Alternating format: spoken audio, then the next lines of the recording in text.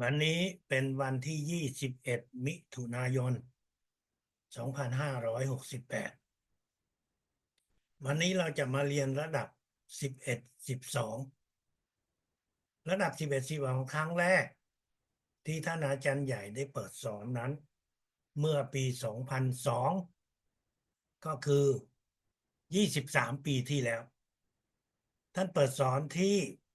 ประเทศออสเตรเลียซึ่งเป็นประเทศที่ท่านได้ย้ายไปอาศัยอยู่ที่นั่น ท่านอาจารย์ใหญ่ท่านเป็นชาวเวียดนามแต่ท่านถือสัญชาติอเมริกันอยู่ที่ประเทศอเมริกาตั้งแต่2528แล้วก็มาถึง2545ท่านก็ย้ายไปอยู่ที่ประเทศออสเตรเลียมันมีเหตุผลทั้งทางโลกและทางจิตวิญญาณที่พวกเราคนรุ่นหลัง บางท่านอาจจะรู้แต่บางท่านอาจจะยังไม่รู้ในช่วงปีนั้นวิชาพลังจักรวาลได้มีการขยายกว้างขวางหลายสิบประเทศทั้งอเมริกายุโรปแอฟริกาตะวันออกกลางมาจนถึงอินเดียไทยเวียดนามจีนซึ่ง ก็ไม่ใช่ว่าทุกคนจะยินดีกับการขยายของวิชาพลังจักรวาลและก็มีคนจำนวนหนึ่งในทางจิตวิญญาณหรือว่าทางอื่นเขากลัวว่าวิชาพลังจักรวาลเหลืองหมิงดางจะครอบงำทางจิตวิญญาณดังนั้นจึงมีเหตุการณ์ที่เกิดขึ้นทำให้ท่านอาจารย์ใหญ่นั้น ไม่สามารถที่จะเดินทางไปสอนทั่วโลกได้เหมือนแต่ก่อน ซึ่งพวกเราทุกคนนั้นในปัจจุบันเราเห็นว่ามีการสอนผ่านทางอินเทอร์เน็ตนั้นก็เป็นถือว่าเป็นเรื่องปกติ แต่เมื่อ23ปีก่อนนั้นเรายังไม่มีระบบอินเทอร์เน็ตที่ใช้ได้อย่างง่ายสะดวกเหมือนกับปัจจุบันท่านอาจารย์ใหญ่ก็ต้องเดินทางไปประเทศต่างๆเพื่อที่จะสอนวิชาพลังจักรวาล และในช่วงปี 2000ท่านอาจารย์ใหญ่ก็ได้ย้ายมาอยู่ที่ประเทศออสเตรเลีย 2002ท่านเปิดสอนระดับ11 12ที่ประเทศออสเตรเลียเป็นครั้งแรกสำหรับคนไทยการเดินทางไปประเทศออสเตรเลียนั้นสะดวกมากท่านขอวีซ่าเพียง3วันเสียค่าบริการเล็กน้อยก็ขอได้วีซ่าที่ไปเรียนที่ออสเตรเลียได้ภายใน3 วันแต่สำหรับคนที่ประเทศอื่นๆนั้นการเดินทางก็ไม่ใช่ว่าจะสะดวกเหมือนกับคนไทยแต่ถึงอย่างไรก็ตามการที่เดินทางมาที่ประเทศออสเตรเลียสำหรับชาวเวียดนามในช่วงเวลานั้นก็เกิดปัญหาเนื่องจากว่าเวียดนามเป็นประเทศที่ปิดเพราะออสเตรเลียเขาเปิดให้ไปสามารถเข้าไปออสเตรเลียได้ก็มีคนเวียดนามที่ไปเที่ยวก่อนที่มีการเรียนพลังจักรวาลนั้น16คนก็หายไป15คนเหลือคนเดียว ซึ่งก็ไม่ใช่ไกด์ด้วย กลับไปประเทศเวียดนาม ส่วนที่เหลือไม่รู้หายไปไหน ทางการออสเตรเลียก็ไม่สามารถที่จะรู้ว่าพวกเขาอยู่ที่ไหนได้ แต่เนื่องจากว่ามันไม่ใช่เรื่องของการผิดกฎหมายทางยืนดังนั้นเขาจึงระงับการเดินทางเข้าประเทศออสเตรเลียในระดับ11 12มีเวียดนามไม่กี่คน4-5 คนเท่านั้นที่ได้มีโอกาสแต่พวกเรารู้ไหมว่าเมื่อท่านอาจารย์ใหญ่ไปอยู่ที่นั่นเพียงปี2 ปีทุกคนที่มีหนังสือเชิญจากท่านอาจารย์ใหญ่ไม่ว่าจะเป็นชาวยุโรปตะวันออกซึ่งยุโรปตะวันออกนั้นก็คือเป็นประเทศสังคมนิยมเป็นคอมมิวนิสต์แต่ถ้าถือหนังสือเชิญของท่านอาจารย์ใหญ่หรือชาวเวียดนามในช่วงหลังก็สามารถที่จะขอวีซ่าไปที่ประเทศออสเตรเลียได้อย่างง่ายๆสำหรับคนไทยนั้นก็ยิ่งง่ายขึ้นเมื่อมีหนังสือเชิญของท่านอาจารย์ใหญ่เลืองมิงดางว่าไปเรียนวิชาพลังจักรวาลจะบอกได้ว่าประเทศออสเตรเลียนั้นเป็นประเทศเปิดทางด้านทางจิตวิญญาณและหลายด้านพวกเราทุกคนนั้นก็ไปเรียนวิชาพลังจักรวาลเกือบ1,500 คน20-30 ประเทศที่ได้เดินทางไปที่นั่นห้องล่ามมีทั้งหมด24 ห้องถ้าผมจำไม่ผิดหมายถึงว่าจากภาษาเวียดนามก็แปลเป็นไทยได้โดยตรงและภาษาจีน2 ภาษาเท่านั้นที่แปลอีกภาษาหนึ่งก็คือฝรั่งเศสอังกฤษแต่ส่วนที่เหลือนั้นก็ต้องแปลผ่านภาษาอังกฤษซึ่งแน่นอนการแปลข้าม2 ภาษามันก็ลดไปอรรถรสของคำสอนของท่านอาจารย์ใหญ่พี่น้องคนไทยถือว่าโชคดีมากที่เรามีล่ามจากเวียดนามมาเป็นไทยโดยตรงดังนั้นภาษาที่เราได้รับฟังจากท่านอาจารย์ใหญ่นั้นค่อนข้างจะสมบูรณ์แบบและเป็นภาษาที่ถูกต้องใกล้ชิดที่สุดถ้าเทียบกับภาษาอื่นๆเรามาเรียนระดับ11 12นั้นจะเป็นระดับซึ่งพวกเราทุกคนก็ยังต้องทำสมาธิกับปิรามิดพวกเราทุกคนนั้นตั้งแต่ระดับ6 7 7+1เราก็ได้ฝึกสมาธิกับปิรามิด13 เซนติเมตรซึ่งเป็นปิรามิดที่เราจะใช้ฝึกสมาธิในระดับ11 12นี้เรายังทำสมาธิเราใช้คำว่าทำสมาธิหมายถึงว่าท่านจะนั่งก็ได้ท่านจะยืนก็ได้ท่านจะนอนก็ได้แต่ท่าที่สะดวกที่สุดเพราะว่าเราต้องเพ่งพีระมิดเราต้องมองไปที่พีระมิดมองจากยอดลงฐานล่าง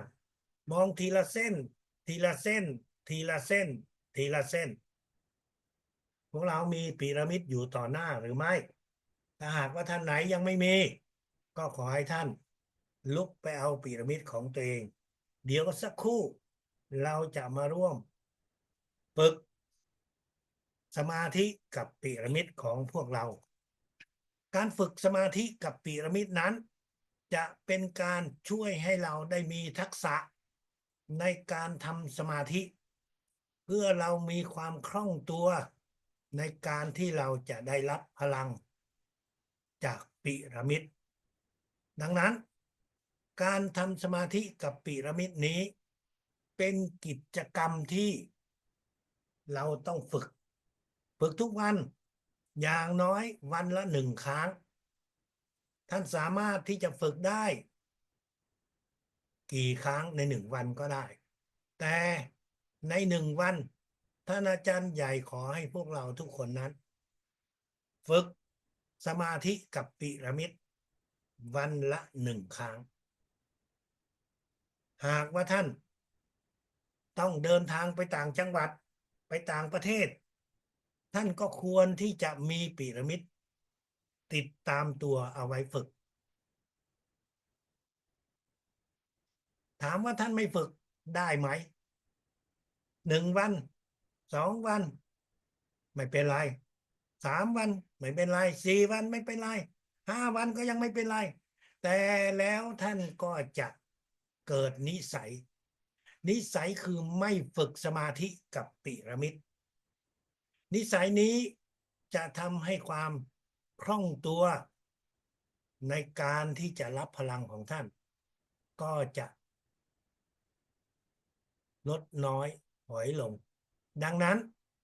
เราจะต้องฝึกพีระมิดฝึกสมาธิกับพีระมิดเหล่านี้จะต้องมีพลังพีระมิดจะต้องได้รับพลังจากรุ่นพี่ในสมัยก่อนก็คือท่านอาจารย์ใหญ่ส่งพลังให้หลังจากนั้นพวกเราก็เรียนต่อจากรุ่นพี่ของวิชาพลังจักรวาลในวันนี้พวกเราทุกคนก็ยังต้องฝึกสมาธิกับพีระมิดหวังว่าทุกคนก็จะมีพีระมิดอยู่ต่อหน้าของตัวเองตอนนี้เรามาร่วมกันฝึกสัก2-3 นาทีจริงๆแล้วการฝึกสมาธิเนี่ยเราต้องฝึก5 นาทีฝึกอย่างน้อย1 ครั้ง5 นาทีเดี๋ยวเราจะฝึกด้วยกันฟังเสียงของอาจารย์จรูนแนะนำตามแล้วจิตของพวกเราก็คิดตามแล้วก็ปฏิบัติตามขั้นตอนนะครับอันดับแรกเราก็จะอธิษฐานถึงสิ่งศักดิ์สิทธิ์จิตวิญญาณท่านอาจารย์ใหญ่ให้เรานั้นได้ฝึกสมาธิกับพีระมิดได้อย่างมีประสิทธิภาพนั่นคือคำอธิษฐานที่เราควรจะอธิษฐานคำอธิษฐานนี้จะเป็นหลักให้เราในการปฏิบัติฝึกฝนของวิชาพลังจักรวาลเมื่ออธิษฐานเสร็จแล้วพีระมิดอยู่ต่อหน้าเราก็จะมองไปที่พีระมิดท่านไม่ต้องเพ่งสายตาให้มันปวดสายตาแต่ให้จิตของเรานั้นสบายให้สายตาของเรานั้นจับไปอยู่ที่เส้นหรือช่องว่างระหว่างเส้นทีละเส้นทีละเส้น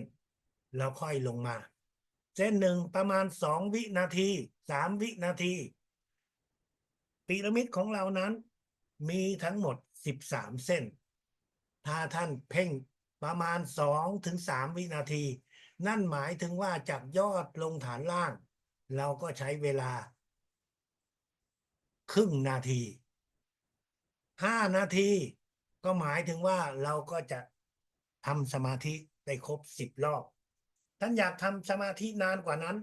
ก็ได้แต่ก็ไม่ควรทำนานกว่า30 นาทีไม่มีความจำเป็นแต่ถ้าท่านมีเวลาว่างท่านก็สามารถที่จะครั้งละ5 นาทีครั้งละ5 นาทีนะครับถ้าท่านว่างมากๆก็ฝึก30 นาทีก็ไม่เป็นไรแต่ที่เราไม่ต้องการให้ฝึก30 นาทีนั้นก็เพราะว่าในวิชาพลังจักรวาลตั้งแต่ตอนแรกสุดท่านอาจารย์ใหญ่ก็ได้แนะนำให้กับพวกเราว่าในวิชาพลังจักรวาลเราทำสมาธิเพื่อให้เรามีความเชื่อมั่นในวิชาพลังจักรวาลแต่การรับพลังจักรวาลนั้นแต่ละระดับเราก็จะมีระดับของพลังที่แตกต่างกันและดังนั้นการฝึกสมาธิก็จะเปลี่ยนไปการทำสมาธิในวิชาพลังจักรวาลเราต้องลืมตา จริงๆแล้วเราไม่ลืมตาก็ไม่ได้ เพราะว่าเราต้องมีสิ่งที่ต้องมอง เราต้องมีสิ่งที่เราวางจิตของเราอยู่ตรงนั้น ตอนนี้เราก็จะมาเริ่มต้นทำด้วยกันสัก5 นาทีนะครับพร้อมแล้วพวกเราก็จะเริ่มคำอธิษฐานก่อนลูกขอสิ่งศักดิ์สิทธิ์จิตวิญญาณท่านอาจารย์ใหญ่ช่วยให้ลูกฝึกสมาธิพลังจักรวาลของระดับ11 12มองไปที่พีระมิดมองไปที่ยอด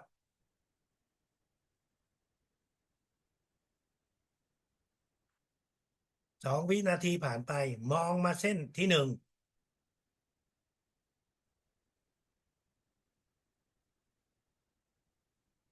2 วินาทีผ่านไป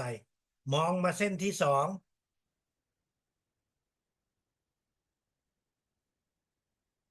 มองมาเส้นที่3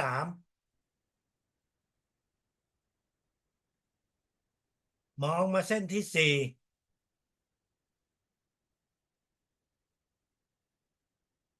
มองมาเส้นที่5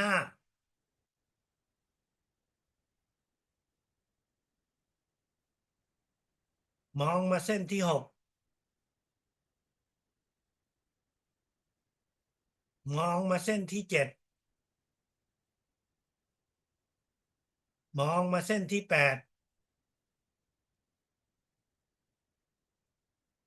มองมาเส้นที่9มองมาเส้นที่10มองมาเส้นที่11มองมาเส้นที่12เส้นที่13คือเส้นที่อยู่ล่างสุดของพีระมิดครึ่ง นาทีผ่านไปแล้วตอนนี้ย้อนกลับไปที่ยอดพีระมิด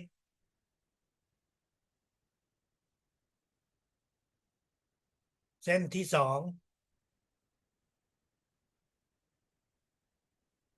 เส้นที่3เส้นที่4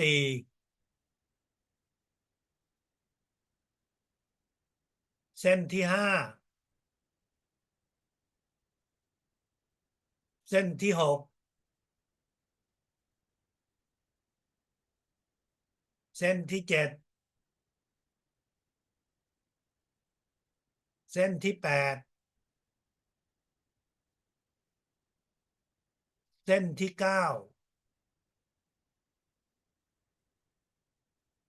เส้นที่10เส้นที่11เส้นที่12เส้นที่13ย้อนขึ้นไปเส้นที่1เส้นที่2เส้นที่3เส้นที่4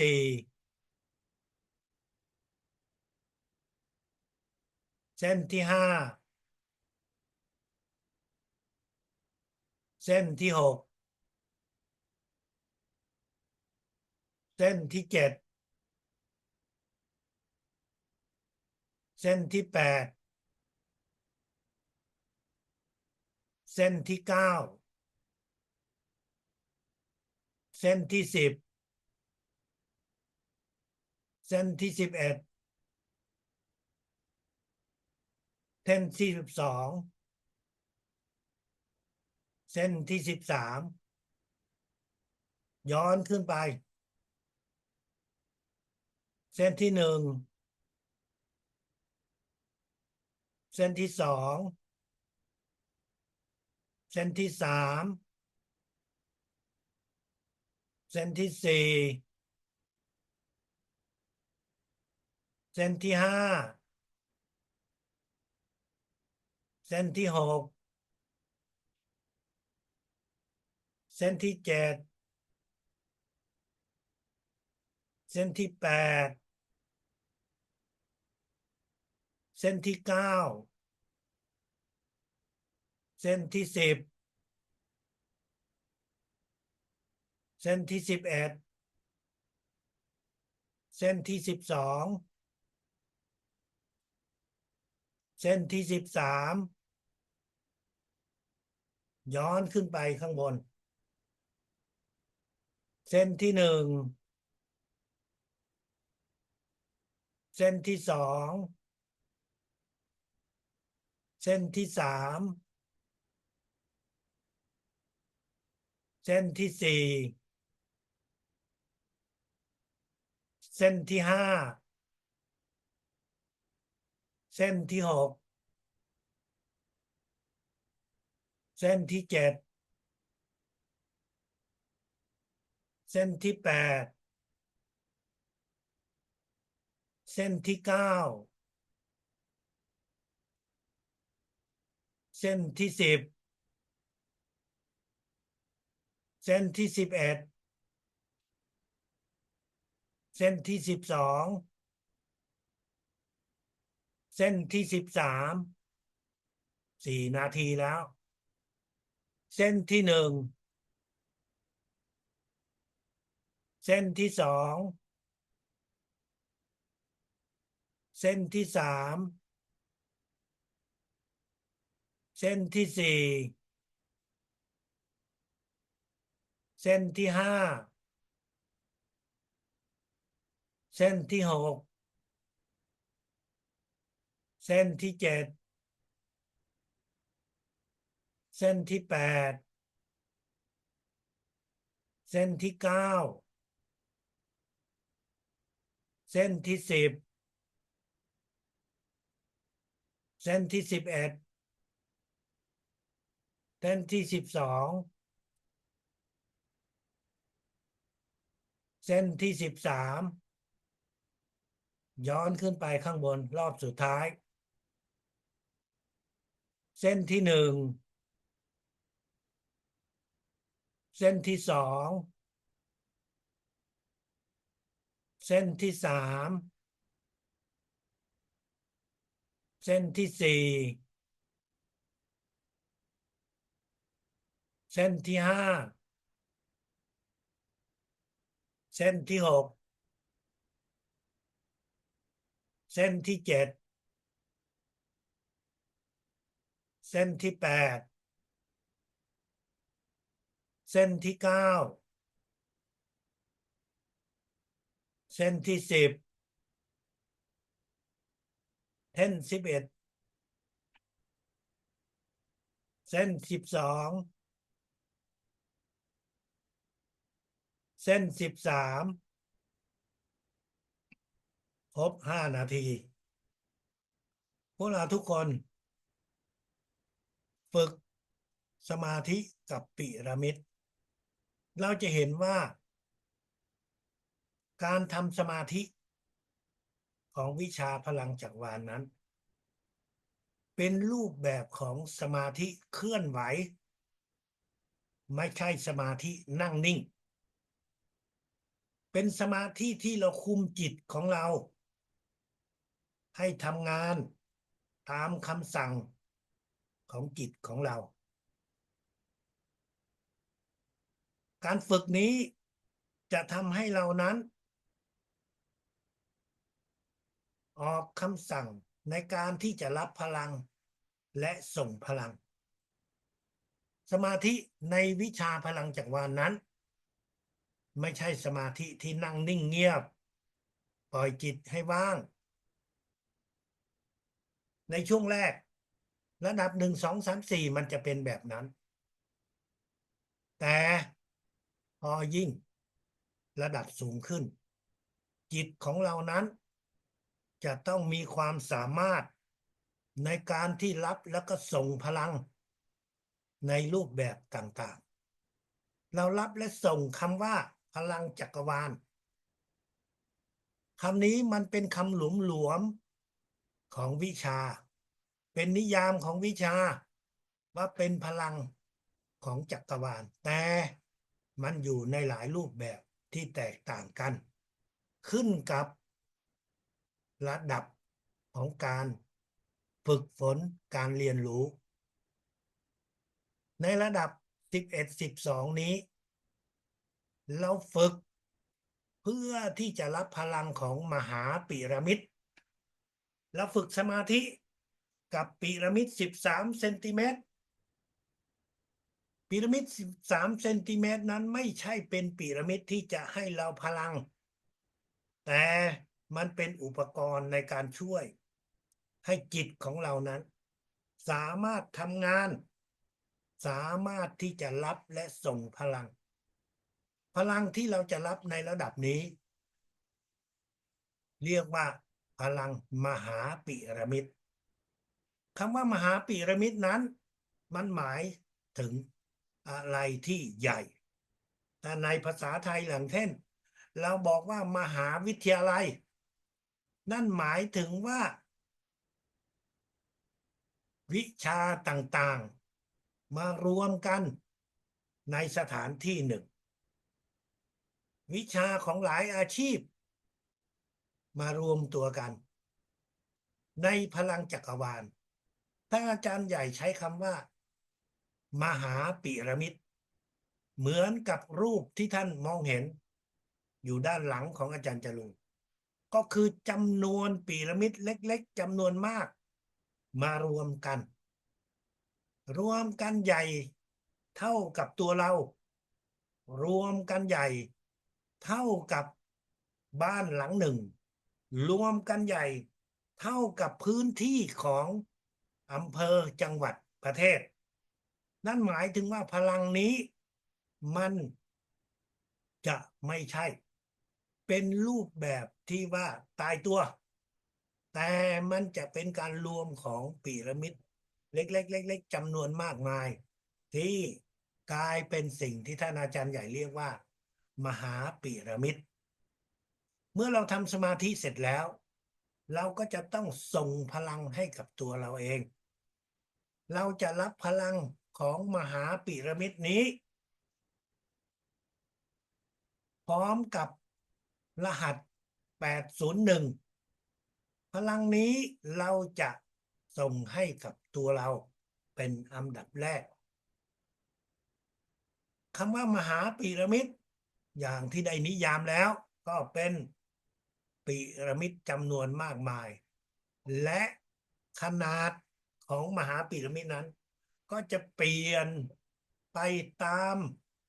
รูปร่างของสิ่งที่เราจะส่งรหัส801เป็นรหัสที่มาจากเสาอากาศเสาอากาศที่เราเรียนในระดับก่อนนั้นถ้าท่านสังเกตมันก็จะมีตัวเสาตั้งก็คือหมายนั่นก็คือเลขหนึ่งอยู่บนยอดก็จะมีวงกลมนั่นก็คือเลขสองเลขศูนย์และปีกสองข้างก็คือเลข8รหัส801นี้พร้อมกับมหาพีระมิดจะเป็นพลังที่เราจะรับมาในช่วงเวลา5ถึง15วินาทีใช้จิตของเราจัดกะหกของเราจินตนาการว่ามีพลังของมหาพีระมิดเข้ามาที่จักระ7ของเราในช่วงเวลาอย่างน้อยก็5วินาทีแต่ไม่เกิน15วินาทีเมื่อเราจินตนาการรับพลังเข้ามาแล้วเราก็จะเริ่มจินตนาการส่งพลังให้กับจุดที่เรามีอาการเจ็บมีอาการป่วยในช่วงแรกท่านรับพลังของมหาพีระมิดและรหัส801เข้ามาที่จักระ7คุมทั้งร่างกายของเราในช่วงเวลา5วิถึง15วินาที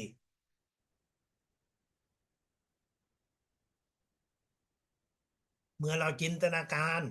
ให้มันคุมมาแล้วเราก็นั่งนิ่งให้เวลามันผ่านไปแต่จิตของเรานั้นก็คืออยู่ที่พลังที่มันกำลังเข้ามาหลังจากนั้นเราก็เริ่มต้นใหม่ก็คือรับพลังของมหาพีระมิดและรหัส801ภายในไม่กี่วินาที5 วินาทีแล้วเราก็คิด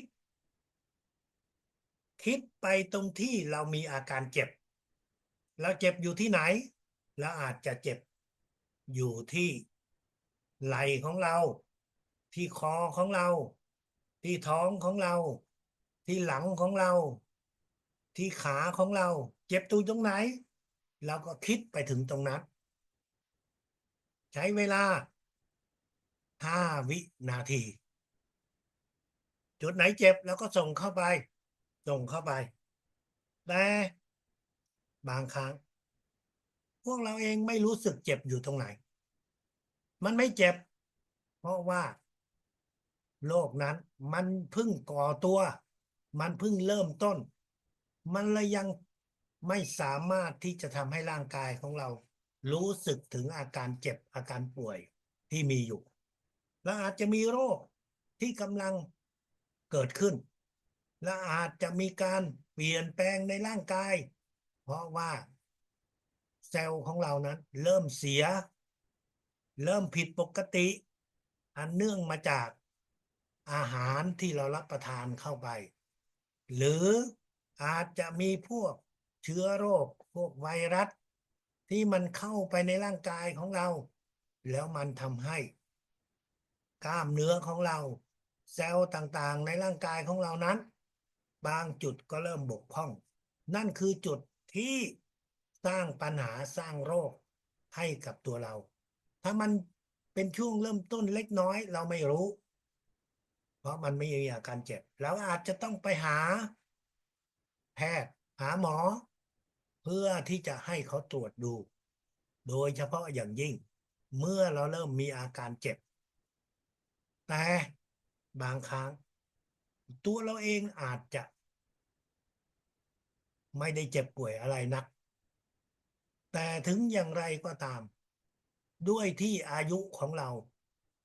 มันเริ่มเข้าช่วงอายุของคนชราเป็นคนที่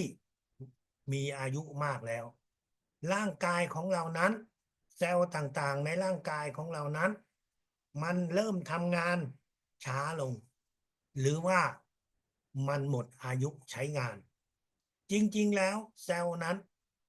กล้ามเนื้อของเรานั้นมันทำงานโดยหลักการของมันก็คือ90 วันในร่างกายของเราแล้วมันก็จะต้องสลายตัวออกไปแล้วก็มีเซลล์ใหม่ที่ถูกสร้างขึ้นมาแต่ขบวนการสลายตัวและก็สร้างเซลล์ใหม่ขึ้นมาสำหรับคนที่มีอายุน้อยมันเกิดขึ้นอย่างรวดเร็วเพราะว่าเรามีพลังในร่างกายที่มากพอแต่พอเราเริ่มมีอายุขบวนการนี้มันก็จะช้าดังนั้นเราจึงเกิดความรู้สึกว่าเรามีแรงน้อยลงแล้วเกิดความรู้สึกว่าเราทำอะไรก็รับรู้ช้าจะดำเนินการอะไรก็ทำอย่างรวดเร็วไม่ได้จะเดินไปอย่างเร็วก็ไม่ได้คิดเร็วก็ไม่ได้บางทีความจำของเรามันก็ไม่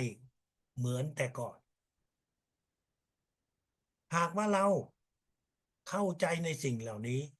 เราก็จะส่งพลังให้กับตัวเราส่งไปในจุดที่เรามีอาการเจ็บมีอาการป่วยส่งเข้าไป ด้วยคำอธิษฐานที่ช่วงแรกเราได้อธิษฐานว่าเรามีโรคอะไรแต่ในบางครั้งเนื่องจากว่าเราไม่ได้ชัดเจนในเรื่องว่าเรามีโรคอะไรแต่เรามีความชราของร่างกายมันไม่ใช่โรคถ้าเราบอกว่าโรคของคนแก่คือโรคความแก่นั่นเองอ่าโรคของความชราของร่างกายเราก็จะส่งพลังส่งไปที่ไหนครับ ส่งเข้าไปที่จักระห้าของเรา ส่งไปที่จัดกะ4จัดกะ3จัดกะ2และจุดฟอกเลือดรับแล้วส่งพลังของมหาปิรามิดไปในจัดกะของเรารับแล้วส่งรับแล้วส่งแต่ละจุดนั้นเราใช้เวลารับและส่งประมาณ10 วินาทีไม่เกิน15 วินาทีเพื่อให้เรานั้นได้มีสุขภาพที่แข็งแรงให้อาการเจ็บปวดที่อยู่ในร่างกายนั้นมันหายไปเพราะว่าเซลล์ที่มันเสียมันก็จะถูกละลายออกไปแล้วการส่งพลังนี้อย่างที่เราได้บอกไว้มันใช้เวลา90 วันที่จะนับใหม่ว่าเซลล์ทั้งร่างกายของเรานั้นได้มีการเปลี่ยนแปลงถ้าเป็นกระดูกมันก็จะ180 วันท่านต้องส่งพลังให้กับตัวเราเพื่อให้ร่างกายของเรานั้นได้มีพลังเพื่อให้จิตของเรานั้นได้สดชื่นภายในท่านจะรู้สึกว่าเราแข็งแรงขึ้นเรามีพลังขึ้นเรามีแรงกายมากขึ้นเรามีจิตที่สดชื่นมีจิตที่มีความสามารถรับรู้เข้าใจจดจำได้ดีขึ้นแต่ภายนอกท่านจะเห็นอะไรหลังจากที่ท่านส่งพลังอย่างต่อเนื่อง3 เดือนหรือว่า90 วันสิ่งที่ท่านจะเห็นก็คือร่างกายของเรานั้นจะเริ่มหมดไปความเหี่ยวย่นอยู่ในผิวหนังของเราสิ่งที่ท่านจะไม่ค่อยเห็นนั่นก็คือเส้นเลือดดำเส้นเลือดใหญ่นั้นมันจะไม่ปรากฏตัวเส้นเลือดนั้นมันบ่งบอกว่าเลือดที่กลับไปนั้นน่ะมันช้ามันเลยทำให้คนที่มีอายุนั้นน่ะบนแขนบนขาเราจะเห็นเส้นเลือดใหญ่ที่มันโผล่ขึ้นมาบนตามผิวหนังของเราแต่ถ้าเรามีพลังเส้นเลือดเหล่านั้นมันก็จะไม่โผล่ขึ้นมาเพราะว่าการหมุนเวียนของเลือดมันดีขึ้นกล้ามเนื้อของเราดีขึ้นผิวพรรณของเรานั้นจะเนียนเรียบจะดูขาวใสขึ้นนั่นหมายถึงว่าร่างกายของเราได้เปลี่ยนไปในทิศทางที่ดีถ้าท่านยิ่งส่งพลังนานวันเราก็จะยิ่งเป็นหนุ่มเป็นสาวมากขึ้นจะสวยกว่าแต่ก่อนแน่นอนการส่งพลังนี้มันค่อยๆเปลี่ยนไปดังนั้นเพื่อที่จะมีพยานของการเปลี่ยนแปลงหลักฐานของการเปลี่ยนแปลงนี้ท่านควรที่จะถ่ายรูปของตัวเองไว้เป็นระยะเวลา3 เดือน6 เดือน1 ปีแล้วท่านก็จะเห็นว่าตัวเราเปลี่ยนจริงๆนั่นคือสำหรับตัวเราเองแต่ถ้าท่านได้พูดคุยกับเพื่อนคนที่รู้จักท่านจะมีความรู้สึกว่าเราคุยกับเขาแต่ดูเหมือนว่าเขาเนี่ยแก่กว่าเราทั้งที่เราอาจจะรู้จักกันมาก่อนแต่ด้วยจิตของพลังเราจะรู้สึกว่าเราเนี่ยเป็นคนที่อายุน้อยกว่าเขาเราจะรู้สึกว่าเรานั้นอ่อนวัยกว่าเขาแต่จริงๆแล้วเขาบางทีอาจจะอายุน้อยกว่าเราดังนั้นพยายามที่จะทำให้เราได้รู้ว่าตัวเองของเราเปลี่ยนแปลงในทางที่แข็งแรงในการที่มีอายุอ่อนวัยนั้นไม่ได้หมายความว่าเราจะมีอายุยืนยาวไม่เพียงแค่เท่านั้นแต่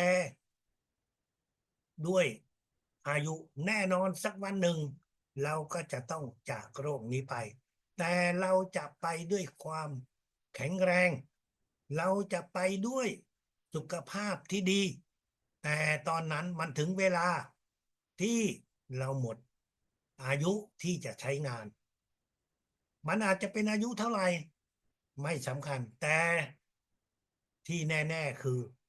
เราจะมีอายุยืนยาวกว่าคนที่ไม่ได้มีพลังจักรวาลอย่างแน่นอนท่านฝึกไปครับตัวอย่างของรุ่นพี่ของเรานั้นมีหลายต่อหลายคนพวกเรานั้นอาจจะเพิ่งเริ่มต้นเข้ามาไม่กี่เดือนเราก็ค่อยๆฝึกไปเดี๋ยวเราจะได้เห็นตัวเราเปลี่ยนแปลงในทางที่เข้มแข็งการส่งพลังให้กับตัวเรานั้นเราทำได้วันละ1 ครั้งเท่านั้นท่านอย่าฝืนตัวเองส่งพลังให้กับตัวเองหลายครั้งใน1 วันถ้าท่านฝืนส่งพลังให้กับตัวเองหลายครั้งใน1 วันสิ่งที่ท่านจะได้ไม่ใช่ว่าเราจะได้สุขภาพที่ดีขึ้นพลังที่เราส่งเข้าไปนั้นมันจะดีต่อเมื่อมันพอดีกับร่างกายของเราเหมือนกับท่านจะแบกหนักท่านแบกได้10 กิโลท่านก็แบกไปท่านแบกได้20 กิโลท่านก็แบกไป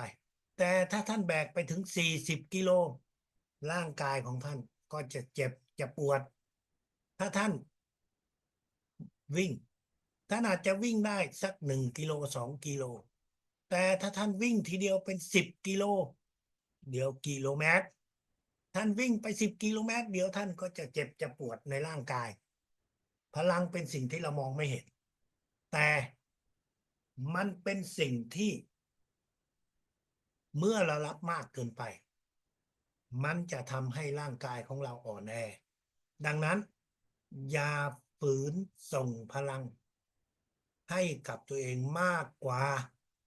5 นาทีถ้าท่านส่งตามที่เราพูดนั้นมันไม่ถึง5 นาทีอยู่แล้วเพราะเราใช้เวลาเพียงแค่ประมาณ10 ถึง 15 วินาทีต่อ1 ครั้งดังนั้นการส่งพลังนั้นถ้าส่งครั้งเดียวมันก็ไม่ถึงอยู่แล้วแต่ถ้าท่านส่งหลายครั้งมันจะเกินและเมื่อมันเกินแล้วถ้าวันเดียวท่านไม่เห็นอะไรหรอก2 วันท่านก็ยังไม่เห็นแต่ถ้าท่านส่งพลังแบบหลายครั้งเป็นระยะเวลายาวตอนนั้นสิ่งที่มันจะเกิดขึ้นคือท่านจะรู้สึกอ่อนเพลียท่านจะรู้สึกปวดเมื่อยในร่างกายนั่นคือสิ่งที่เมื่อมันเกิดขึ้นถ้าท่านไม่ทำอะไรไม่ส่งพลังอะไรต่อมันก็ยังปวดไปอีกระยะนานกว่ามันจะฟื้นขึ้นมาได้เหมือนกับท่านได้ใช้แรงกายมากเกินไปแต่ถ้าท่านอยากจะฟื้นให้เร็วขึ้นก็หารุ่นพี่ในระดับ20ให้เขาส่งพลังให้กับเราเพื่อจะฟื้นพลังให้กับเรามันก็จะได้เร็วขึ้นท่านแยกให้ออกนะครับถ้าท่านเจ็บป่วยอะไรท่านขอให้คนไม่ว่าคนนั้นจะเรียนแค่ระดับ1 2 3 4แต่ส่งพลังรักษาโรคเขาสามารถที่จะช่วยเราได้แต่ถ้าท่านไม่ใช่มีอาการเจ็บป่วยในทางโรคแต่อาการเจ็บของท่านอันเนื่องมาจากท่านฝืนในการส่งพลังให้กับตัวเองหลายต่อหลายครั้งใน1 วันตอนนั้นคนที่จะช่วยได้ที่จะฟื้นกับแรงให้ท่านได้นั้นจะต้องเป็นคนที่จบระดับ20เท่านั้นส่วนคนที่อยู่ระดับล่างๆก็ช่วยรักษาโรคให้เราได้เท่านั้นนั่นคือให้กับตัวเราเองท่านจะช่วยให้กับคนอื่น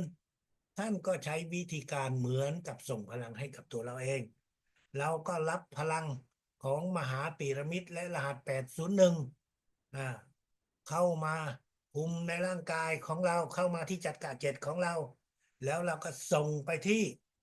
จักระ7คุมไปร่างกาย ของเพื่อนของคนที่เราต้องการช่วยเหลือส่งพลังของมหาพีระมิดรหัส801ไปจุดที่เขามีอาการเจ็บตรงไหนแล้วก็ส่งตรงนั้นส่งไปในตรงที่เขาต้องการให้เราส่งแล้วนอกจากนั้นเราก็จะส่งไปที่จัดกะ5432ให้เขาด้วยฟอกเลือดด้วยพลังของมหาพีระมิดให้กับเขาด้วยเราก็จะช่วยเขาส่งพลังให้เขาทุกวันที่ท่านส่งพลังให้กับ1 คนท่านควรที่จะทำนั่นก็คือเขียนเมสเสจว่าส่งพลังให้กับสมมุติว่าส่งให้กับคุณสายฝนให้มีสุขภาพแข็งแรงหายจากโรค1 2 3ส่งไปให้เขาเขียนวันที่เราส่งไปเพื่อให้เขารู้ว่าวันนี้วันที่21เราได้ส่งพลังให้เขาเมื่อเขาได้เห็นเมสเสจแน่นอนเขารู้ว่าเราส่งแต่ถ้าเราไม่ส่งเมสเสจเขาก็จะคิดว่าเราส่งหรือไม่ส่งนะจิตของเขาไม่ได้อยู่กับเราแต่ตอนนี้ท่านส่งเมสเสจไปพอเขาเปิดขึ้นมาโอ้มีคนส่งพลังให้คุณสายฝนส่งพลังมาให้เราเราก็ขอบคุณและเมื่อเราส่งทุกวันจิตของเขาก็จะอยู่กับเราเขาทุกเวลาช่วงเวลาที่เราส่งนั้นถ้ามันคงที่คือส่งทุกวันในช่วงเวลา8 โมง 9 โมงเช้าอย่างนี้เป็นต้นเขาก็จิตของเขาก็จะอยู่กับเรานั่นหมายถึงว่าเมื่อเราส่งพลังไปจิตเขาก็จะรับมันก็จะดีกว่าที่ว่าถ้าเราส่งพลังไปแต่ตอนนั้นเขากำลังทำอะไรบางอย่างเขาอาจจะเดินไปเที่ยวที่ตลาดไปซื้อของเพลิดเพลินกับการซื้อของกับการช้อปปิ้งกับการเล่นเกมกับการออกกำลังกายกับการสนทนาเฮฮากับเพื่อนๆแต่เมื่อเราส่งเมสเสจไปจิตเขาจะอยู่กับเรานั่นคือวิธีการที่ดีที่1ที่จะทำให้คนที่เราส่งพลังนั้นจิตของเขาอยู่กับเราทุกวันไม่ใช่เฉพาะตอนนั้นหรอกในช่วงเวลาอื่นเขาก็จะคิดถึงพลังที่เราส่งและนั่นจะทำให้ประสิทธิภาพของการส่งพลังก็จะดีขึ้นถ้าดีมากกว่านั้นก็คือเรานัดเวลาคุยกับเขาว่าเวลานั้นให้เขาโทรมาหาเราหรือเราโทรไปหาเขาก็นั่นจะเป็นการส่งพลังจิตสู่จิตที่ยอดเยี่ยมที่สุดที่เราสามารถที่จะทำได้ท่านไม่ต้องรีบร้อนแล้วส่งพลังให้เขาค่อยๆทำแล้วค่อยๆส่งเมสเสจเพื่อเตือนให้เขารู้ว่าเราได้ส่งพลังให้เขาทุกวันท่านอาจจะมีโอกาสออกไปข้างนอกบางทีท่านอาจจะไม่ออกเพราะท่านเป็นคนที่เกษียณแล้วไม่ค่อยออกไปไหนท่านเป็นแม่บ้านท่านอยู่กับบ้านท่านไม่ค่อยออกไปไหนนานๆที2-3 วันถึงจะออกแต่เมื่อไรก็ตามเมื่อเรามีโอกาสออกจากบ้านของเราไปข้างนอกเราควรที่จะหาโอกาสในจังหวะที่เรามีการสนทนากับใครก็ตามถ้าคนคนนั้นเขาบอกว่าเขาเจ็บตรงนี้เจ็บตรงนั้นเขามีโรคอะไรบางอย่างที่อยู่ในตัวแต่ว่าพยายามรักษาแต่ก็ยังไม่ได้ผลเราในจังหวะนั้นแสดงตัวออกว่าเรารู้จักวิชาพลังจักรวาลเป็นวิชาที่สามารถที่จะช่วยรักษาโรคได้อีกทางหนึ่งเราไม่ได้โอ้อวดว่า วิชาพลังจักรวาลจะรักษาให้เขาหาย แต่เราแต่ว่ามันเป็นทางเลือก ขออนุญาตวางมือส่งพลังให้เขา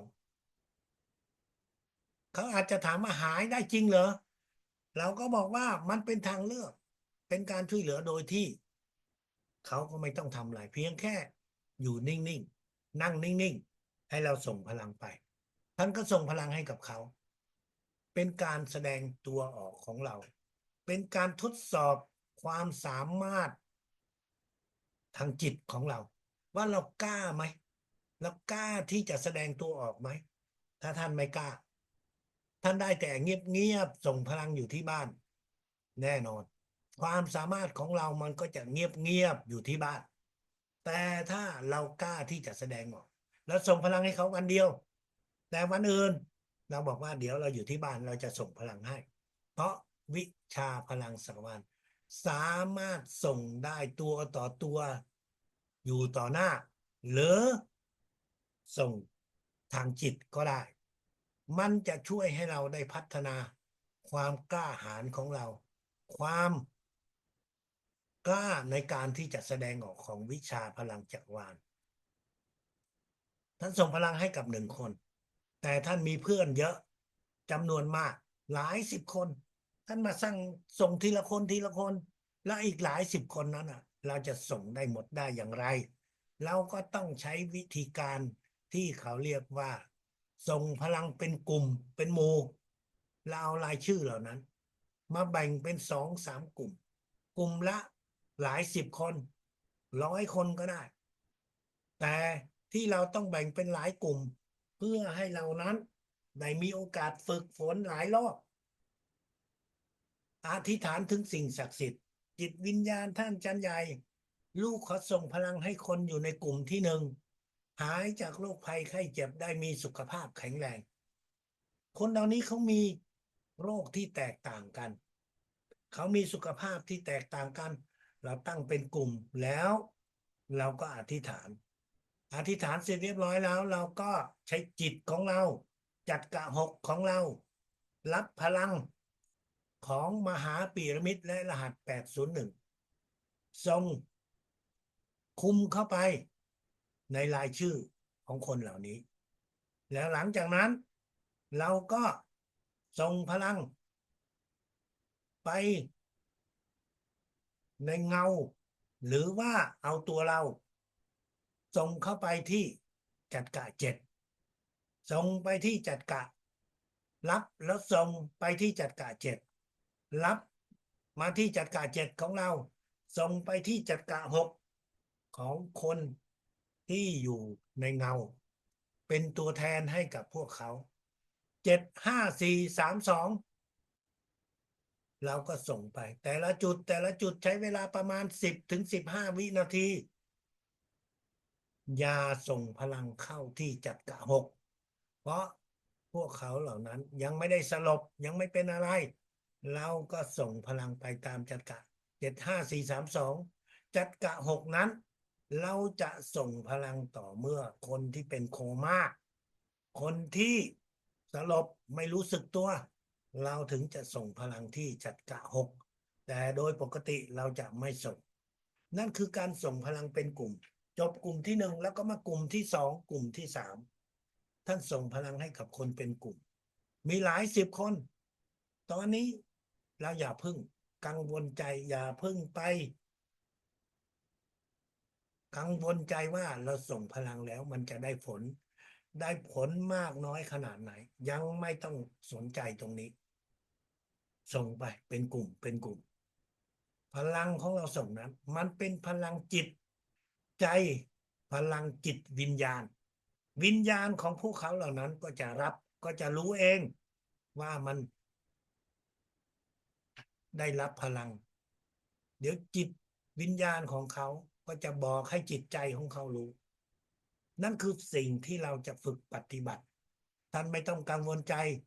อ่าส่งตามขั้นตอนไปส่งตามขั้นตอนไปสมัยนี้เรามีโทรศัพท์ที่จะติดต่อได้แต่ท่านรู้ไหมว่าเมื่อ25 ปีก่อนพวกเราไม่มีอะไรที่จะติดต่อกันเลยถ้าอาจารย์อย่าว่า ตามรายชื่อแล้วก็ส่งไปแค่นั้น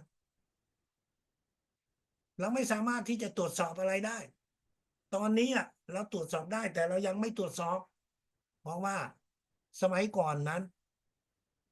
การฝึกส่งพลังนั้นจากระดับหนึ่งไปสู่อีกระดับหนึ่งนะมันเป็นปีเป็น10 เดือนแต่ตอนนี้พวกเราเนี่ยเพิ่งฝึกได้แค่15 วันแต่ละระดับดังนั้นท่านไม่ต้องกังวลใจเราค่อยๆส่งค่อยๆฝึกให้เรามีทักษะให้เรามีความสามารถการส่งพลังนั้นท่านอาจารย์ใหญ่ให้เราฝึกส่งพลังด้วยสิ่งที่ท่านเรียกว่าฉุกเฉินฉุกเฉินคือเป็นการส่งพลังที่เราไม่รู้ว่าล่วงหน้าจะต้องส่งไม่รู้ไม่รู้เมื่อไหร่จะต้องส่งแต่ส่งนั้นจะเป็นการส่งให้กับกรณีที่เรียกว่ามีสถานการณ์เร่งด่วนสถานการณ์ฉุกเฉินนั่นก็คือเมื่อคนที่โดนอุบัติเหตุเมื่อคนที่ต้องถูกส่งไปโรงพยาบาลโดยที่เราเจอพวกเขาตามถนนท่านกำลังเดินทางไปธุระท่านก็เห็นมีรถปอเต็กตึงท่านก็เห็นมีรถของโรงพยาบาลส่งสัญญาณว่ากำลังจะวิ่งไปเพื่อไปรับคนหรือเพื่อพาคนไปส่งที่โรงพยาบาลอธิษฐานในจิตท่านอาจารย์อย่าว่าเราไม่รู้หรอกคนอยู่ในรถนั้นเป็นใครเขาเจ็บป่วยอะไรเราไม่รู้แต่เรารู้ว่าเขาอยู่ในสถานะ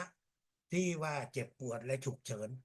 เราก็อธิษฐานในจิตเราว่าลูกขอสิ่งศักดิ์สิทธิ์จิตวิญญาณท่านอาจารย์ใหญ่ลูกขอส่งพลังให้กับผู้ป่วยที่อยู่ในรถได้ลดความเจ็บปวดที่ได้ส่งไปที่โรงพยาบาลใช้เวลารับและส่งไม่เกิน15 วินาทีเมื่อทางเราส่งพลังไปแบบนั้นเราส่งในครั้งเดียวถามว่าผลของการส่งนั้นมันจะได้อะไรมันจะได้ที่หนึ่งก็คือเขาก็จะลดความเจ็บปวดของเขาแต่จะหายด้วยการส่งครั้งเดียวนั้นเราไม่ใช่เป็นยาวิเศษมันเป็นพลังจิตที่เราส่งไปด้วยความเมตตาเราส่งไปด้วยพลังของการส่งในการที่จะทำบุญในการที่จะแผ่เมตตาให้กับพวกเขาพลังที่เราส่งไปนั้นเราส่งได้เพียงวันหนึ่งเพียงครั้งเดียววันอื่นๆเราไม่รู้จักเขาแล้วไม่รู้ว่าเขาอยู่ที่ไหนและก็ไม่รู้ว่าเขาเป็นใครแต่สิ่งที่เราจะได้มาอีกนั่นก็คือสัญชาตญาณของการส่งพลังเมื่อเราเจอเหตุการณ์ที่คับขันเราเจอเหตุการณ์ที่ฉุกเฉินจิตของเรานั้นจะคิดถึงพลังจักรวาลทันทีถ้าเราฝึกไปเดี๋ยวจิตของเรานั้นก็จะใช้พลังจักรวาลไม่ใช่ให้กับคนทั้งหลายเท่านั้นแต่แม้กระทั่งตัวเราเองท่านอาจจะเจอกรณีที่เราเรียกว่าฉุกเฉินก็ได้เช่นเดียวกันและตอนนั้นเราก็จะขอใช้พลังของสิ่งศักดิ์สิทธิ์จิตวิญญาณท่านอาจารย์ใหญ่ช่วยทั้งตัวเราด้วยซ้ำท่านอาจารย์ใหญ่บอกว่าในระดับนี้ท่านเริ่มให้เรานั้นฝึกใช้พลังจิตของเราในการที่จะควบคุมหัวใจของเราที่บทฝึกหัดนี้ก็คือการฝึกให้หัวใจของเราเต้นช้าลงหัวใจของเราโดยปกติมันก็จะทำงาน1 นาทีมันก็จะเต้นอยู่ที่ประมาณ65 ครั้งมันทำงานด้วยตัวของมันเองโดยระบบ ควบคุมภายในของร่างกายที่จิตของเรานั้นไม่สามารถควบคุมมันได้แต่ตอนนี้ท่านอาจารย์ใหญ่บอกว่าให้เรารับพลังของมหาปีระมิดรหัส801ในช่วงเวลาอย่างน้อย5 วินาทีและไม่เกิน15 วินาทีรับพลังมหาปีระมิดและรหัส801แล้วเราก็คุมไปที่หัวใจของเราใช้จิตของเราคิดไปที่หัวใจเพื่อให้พลังนี้มันได้ไปที่หัวใจแล้วจิตของเราก็จะคิดหัวใจเต้นช้าลงหัวใจเต้นช้าลงคิดอย่างช้าๆช้าๆคิดในจิตไม่ต้องออกเสียงหัวใจเต้นช้าลงหัวใจเต้นช้าลงนั่นคือขั้นตอนของการปฏิบัติและเมื่อ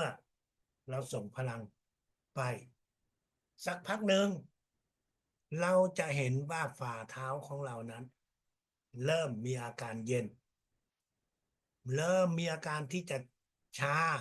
ก็คือถ้าเราหยิกเข้าไปเรานิ้วเราดิดเข้าไปมันไม่รู้สึกเจ็บเพราะว่าตอนนั้นที่ขาของเราฝ่าเท้าของเราเลือดที่หล่อเลี้ยงมันก็จะมีน้อยมากดังนั้นระบบเส้นประสาทก็เริ่มไม่รับรู้เลือดที่ไปถึงมันน้อยจึงไม่มีพลังของการเผาผลาญอุณหภูมิของร่างกายที่อยู่ในจุดนั้นแทนที่จะเป็น37 องศา36 องศามันก็จะลดลงเหลือ30แค่2-3 องศาเนี่ยก็คือเย็นมากแล้วถ้าลดลงมาอีกมันเหมือนกับพวกเราถ้าท่านไหนเคยไปเที่ยวประเทศที่มีหิมะท่านลองถอดรองเท้าของท่านดูแล้วท่านเหยียบอยู่บนผืนดินสักพักหนึ่งเท้าของเรานั้นมันจะเย็นชาแล้วเราดิดเข้าไปมันไม่รู้สึกอะไรเลยไม่เจ็บไม่ปวดนั่นแหละอาการที่มันจะแสดงออกในรูปแบบนั้น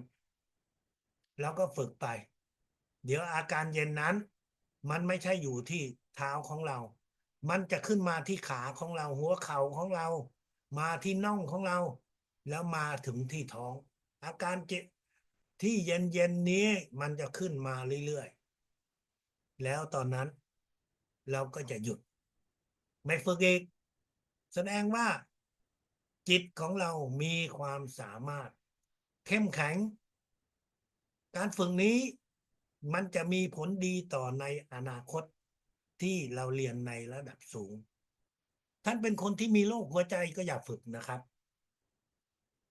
เราอาจจะมีโรคหัวใจบางอย่างไม่ว่าจะเป็นโรคอะไรก็แล้วแต่ก็ไม่ควรฝึกท่านถ้ามีเครื่องช่วยหัวใจก็ยิ่งไม่ฝึกเพราะว่าพลังจิตที่เราส่งไปนั้นจะทำให้ระบบอิเล็กทรอนิกส์ของเครื่องไอ้ตัวเล็กๆที่มันอยู่ที่หัวใจของเรานั้นมันจะทำงานผิดพลาดนะครับดังนั้นอย่าส่งพลังในรูปแบบของการฝึกแต่เราก็ยังรักษาหัวใจของเราได้เพราะว่านั่นก็คือเราส่งพลังเพื่อรักษาดังนั้นก่อนที่เราจะส่งพลังเราก็มีคำอธิษฐานแล้วว่าเราส่งพลังไปเพื่ออะไรพลังของสิ่งศักดิ์สิทธิ์ที่เราส่งไปนั้นมันก็จะมีผลในด้านนั้นนั่นคือสิ่งที่พวกเราจะฝึกฝนของการให้หัวใจของเราเต้นช้าลงการควบคุมการรับรู้ของจิตของเรานั้นมันจะเป็นสิ่งสำคัญมากเกี่ยวกับการฝึกฝนในระดับสูงดังนั้นถ้ามีโอกาสท่านก็ฝึกไปแม้ว่าท่านจะฝึกได้ไม่กี่สิบวันแต่ค่อยๆฝึกไปท่านอาจารย์ใหญ่ ได้สอนให้กับพวกเราการฝึกพัฒนาทางจิตวิญญาณด้วยในช่วงเวลาที่เรามีกิจกรรมของสามีและภรรยาท่านรู้ไหมว่าตอนที่เรียนในระดับ7+1อยู่ที่สหรัฐอเมริกามันมีคืนหนึ่งที่ท่านอาจารย์ใหญ่บอกให้กับลูกศิษย์ว่าใครที่เป็นสามีภรรยาก็มาเรียนกับอาจารย์ช่วงทุ่มครึ่งหลังจากรับประทานอาหารเรียบร้อยก็ขึ้นไปห้องเล็กต้อง2 คนสามีภรรยาเท่านั้นถึงจะได้เรียนและนั่นคือจุดเริ่มต้นแต่ช่วงนั้นถ้าอาจารย์ใหญ่จำกัดคนที่เรียนล่ามก็ไม่ให้เข้าไปล่ามต้องไปเรียนด้วยภาษาอังกฤษอย่างเดียวแน่นอนก็มีหลายคนรู้ภาษาอังกฤษมีหลายคนก็เป็น100 กว่าคนที่เรียกว่าเป็นสามีภรรยาตอนนั้นเราเรียนอยู่ที่สหรัฐอเมริกาของระดับ7+1แต่พอมาถึงระดับ11 12ทุกคนก็พอเข้าชั้นเรียนก็ยกมือขอท่านอาจารย์ใหญ่ว่าในระดับนี้ท่านจะต้องสอนอย่างกว้างขวางเปิดเผยให้กับทุกคนแม้ว่าคนที่มาเรียนในวิชาพลังจังหวะนั้นอาจจะเพียงคนเดียวอีกคนหนึ่งไม่ได้เรียนด้วยท่านอาจารย์ใหญ่ก็เลยสอนสิ่งที่เรียกว่าจิตวิทยาเป็นหนึ่งเดียวคำที่ท่านอาจารย์ใหญ่พูดนี้ฟังตอนแรกไม่เข้าใจว่าท่านพูดถึงอะไรจิตวิทยาเป็นหนึ่งเดียวในภาษาเวียดนามเรียกว่าtâm sinh lý hợp nhất tâm sinh lý hợp nhấtก็คือมันเป็นจิตในช่วงที่เรามีกิจกรรมทางจิตใจเป็นหนึ่งเดียวพูดภาษาให้มันฟังได้เข้าใจยากแต่จริงๆแล้วมันก็คือการที่สามีและภรรยาหรือชายหญิงที่มีกิจกรรมทางเพศด้วยกันท่านอาจารย์ใหญ่บอกว่าให้เรานั้นส่งพลังตอนที่เราจะเริ่มต้นรับพลังแสงทิพย์ของสิ่งศักดิ์ไม่ใช่รับพลังของมหาปีระมิดพร้อมกับรหัส801รับเข้ามาแล้วก็คุมทั้งฝั่งตรงข้าม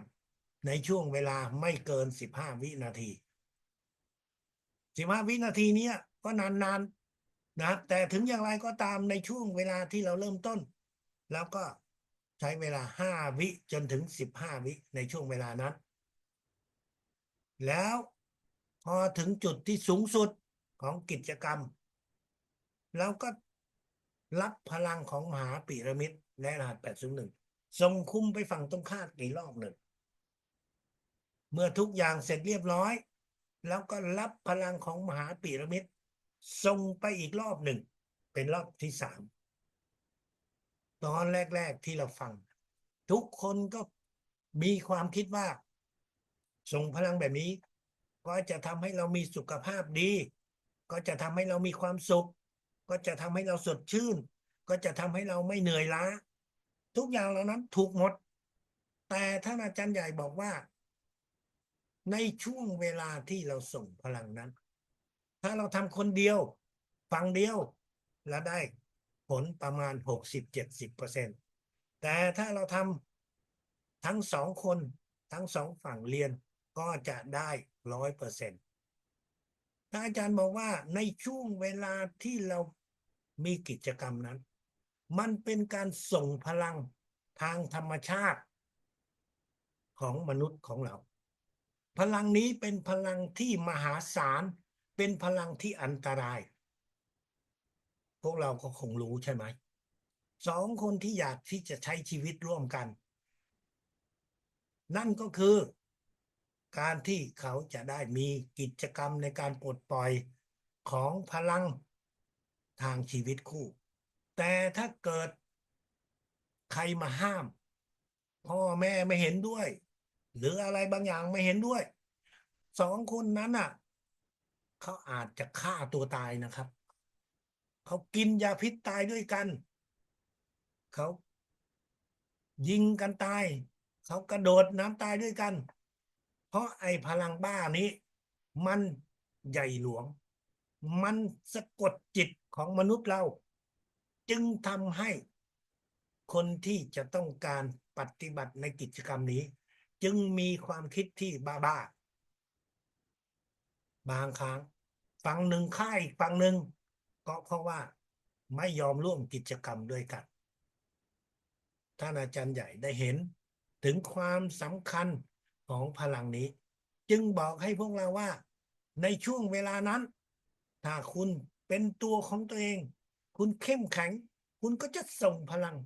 เพื่อให้เกิดการพัฒนาทางจิตวิญญาณได้สูงขึ้นการพัฒนาทางจิตวิญญาณได้สูงขึ้นในช่วงเวลานั้นเป็นสิ่งที่ไม่ใช่วิชาพลังจักรวาลมองเห็นเท่านั้นท่านเห็นไหมครับคนที่ปฏิบัติทางจิตวิญญาณ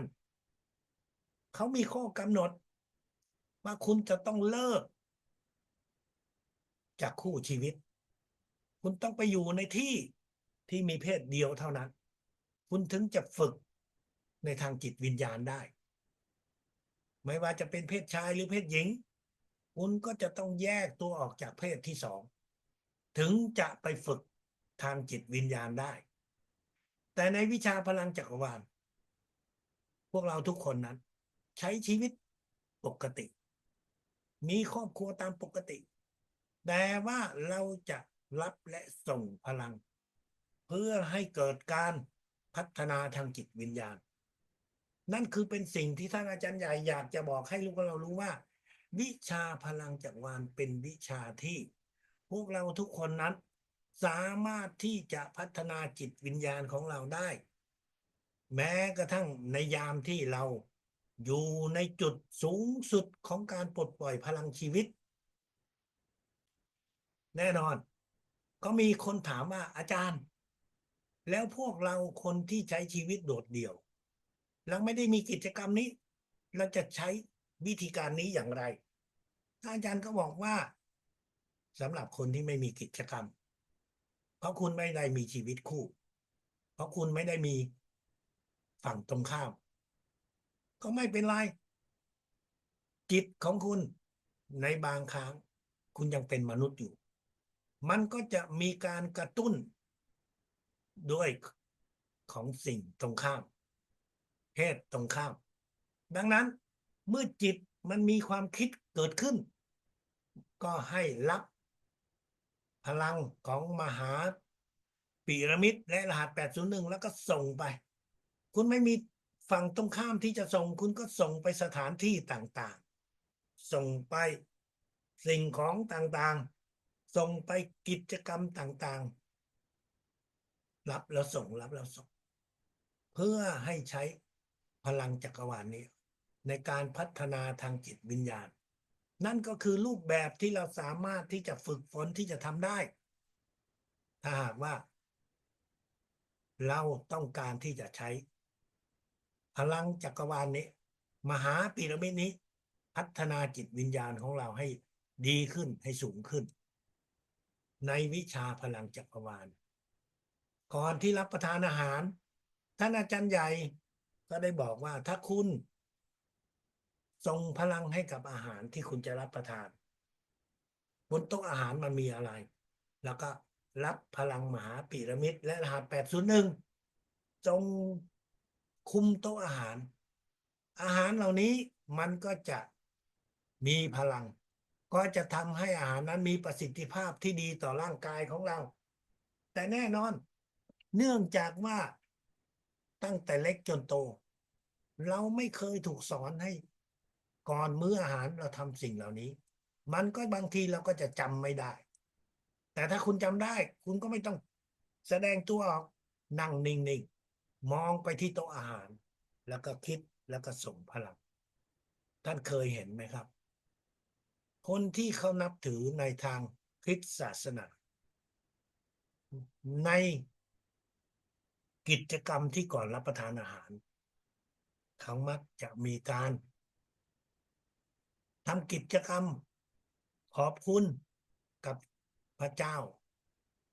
สิ่งเหล่านี้มันถูกสอนมาตั้งแต่เล็กๆตั้งแต่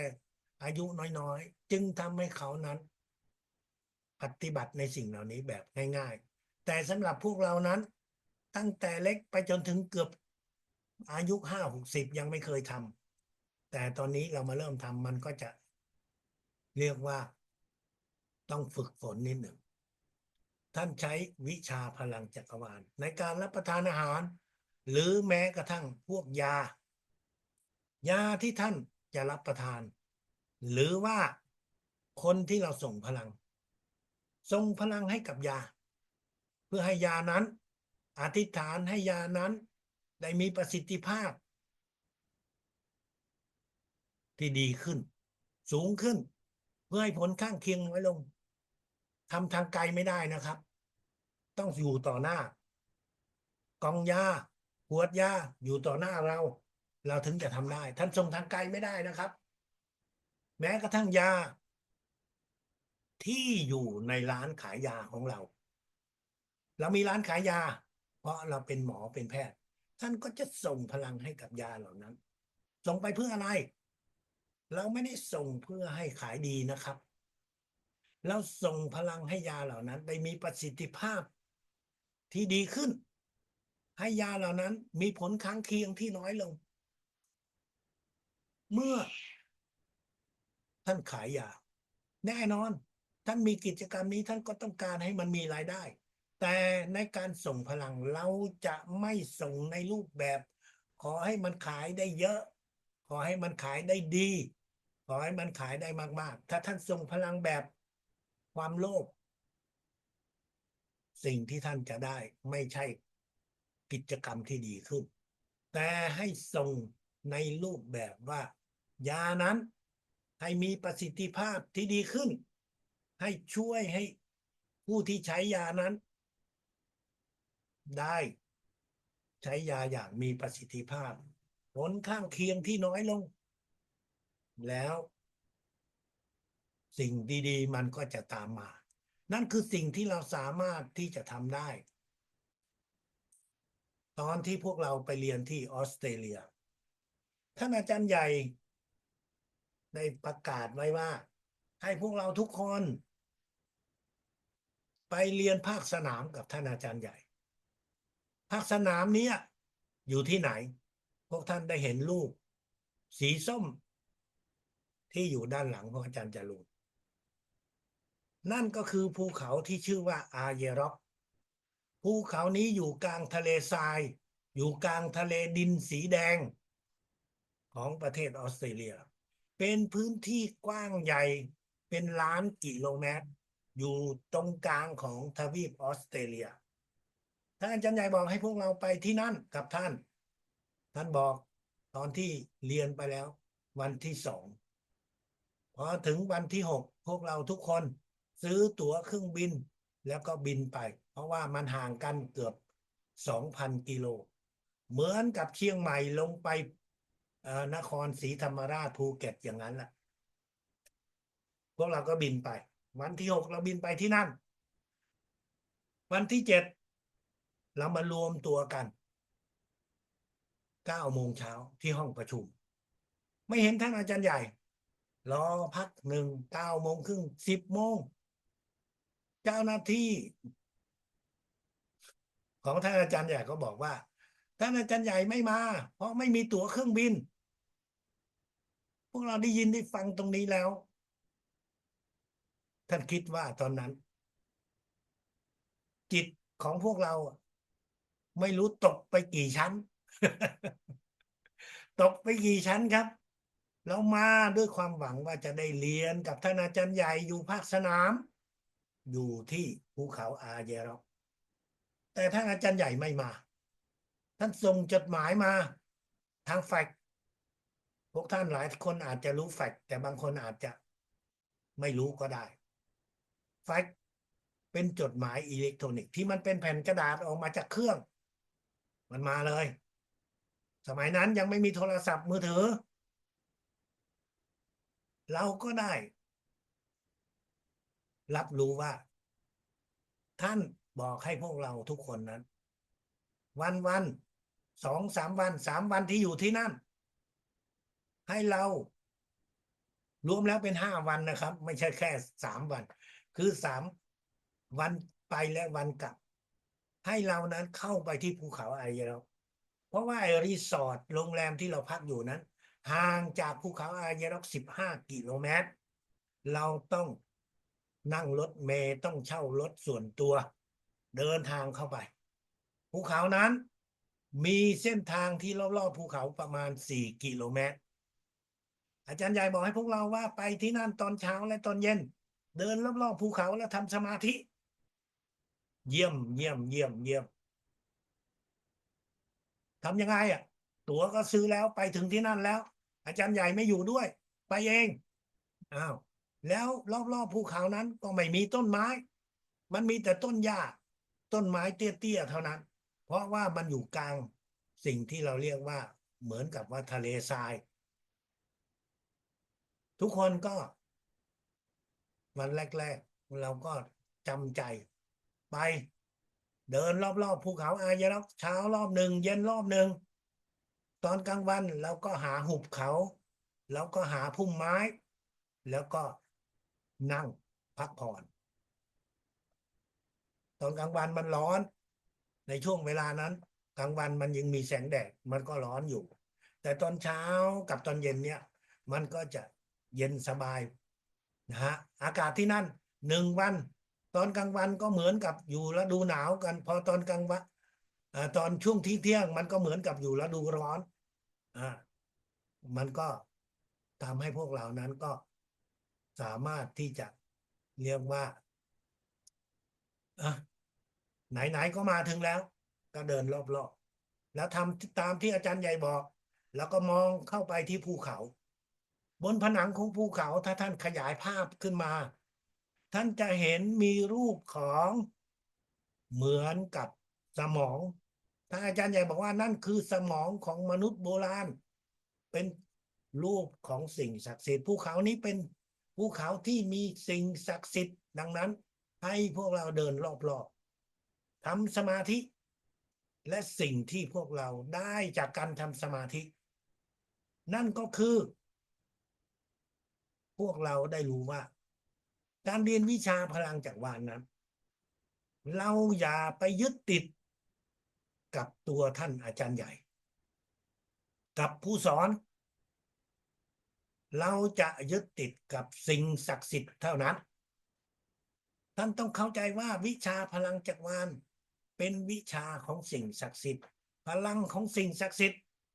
ดังนั้นท่านอาจารย์ใหญ่จึงสร้างบทเรียนนี้ขึ้นมาคือนัดพวกเราไปที่นั่นแล้วท่านเองไม่ไป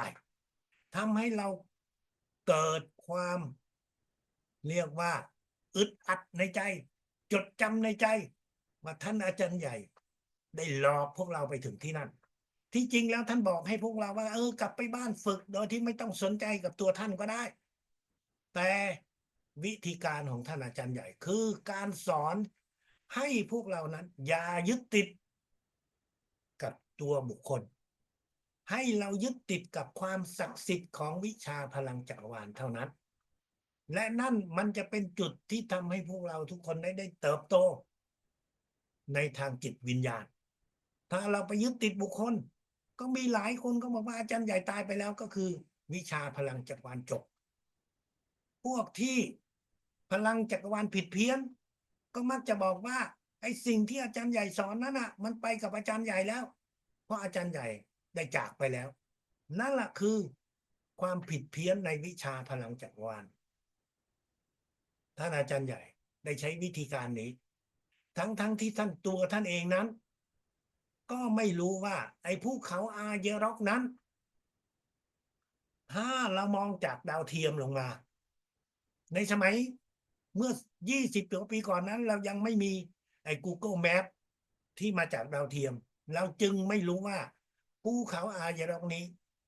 มันมีรูปร่างหน้าตาจริงๆแล้วเป็นยังไงแล้วมองเห็นจากพื้นดินแล้วก็เห็นเหมือนกับเม็ดขนุนแต่จริงๆแล้วถ้าท่านมองจากดาวเทียมท่านจะเห็นว่าภูเขาอาเยร็อกนั้นเหมือนกับมหาพีระมิดยักษ์ 3 ด้าน 3 เหลี่ยม นั่นคือสิ่งที่ท่านอาจารย์ใหญ่ได้พาพวกเราไป ท่านไม่ได้เห็น แต่จิตของท่านได้เห็นว่าภูเขานี้เป็นภูเขาที่ศักดิ์สิทธิ์ช่วยให้เราได้เรียนรู้อยู่ที่นั่นท่านอาจารย์ใหญ่บอกให้พวกเราไปที่นั่น พวกเราสามารถที่จะฝึกโทรจิตกับเพื่อนด้วยกัน หมายถึงว่า เรากับเพื่อนแล้วเดินไปด้วยกัน ผมกับอาจารย์เกื้อกูลและเพื่อนอีก4-5 คน เดินเป็นกลุ่ม6-7 คนไปด้วยกัน คุณจิ๋มด้วยเราก็เดินไป แล้วเราก็ฝึกโทรจิตด้วยการที่นั่งห่างๆกันประมาณ3-4 เมตร2-3 เมตร แล้วเรามองกัน แล้วเราก็ส่งมหาพีระมิดเข้าหากัน แล้วก็ส่ง